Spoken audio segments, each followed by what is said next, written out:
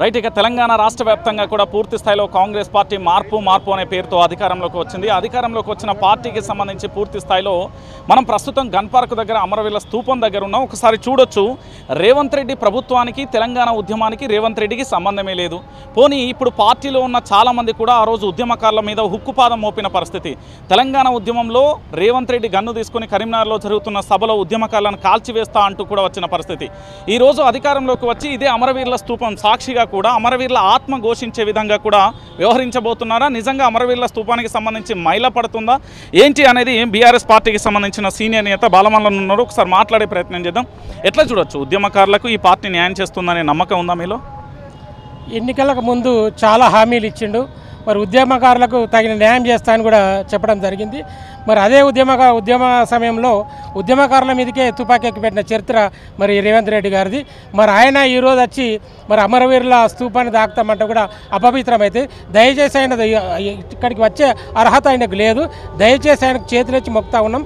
ఈ అమరవీరుల స్తూపం దగ్గరకు ఆయన రావద్దు, దయచేసి. వస్తే అపవిత్రమైపోతుంది. ఎంతోమంది త్యాగాల ఫలితంగా ఇలా తెలంగాణ సాధించుకున్నాం.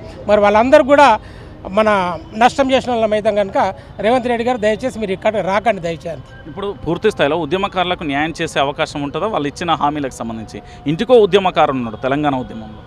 ఇప్పుడు ఉద్యమకారులకు న్యాయం చేస్తామన్నారు, చాలా సంతోషం. చేయాలి కదా. మరి ఉద్యమకారులు అంటే ఒక్కరు 4, 5, 10 మంది లేరు.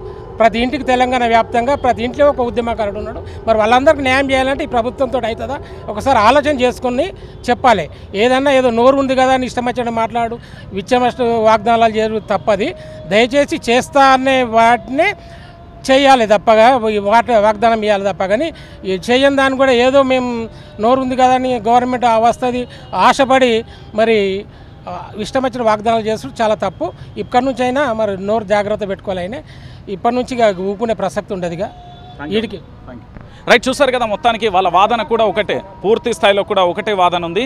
ఇక్కడ రేవంత్ రెడ్డి గనక అమరవీరుల స్తూపాన్ని దాక్తే మైల పడుతుంది అనేది బీఆర్ఎస్ పార్టీకి సంబంధించిన బాలమల్లన్న ఆరోపణ. సో తెలంగాణ ఉద్యమానికి పూర్తి స్థాయిలో కూడా ఎక్కడికి కూడా తెలంగాణ ఉద్యమానికి సంబంధం లేదు. తెలంగాణ ఉద్యమానికి సంబంధించి పూర్తి స్థాయిలో రేవంత్ రెడ్డికి అర్హతే లేదు.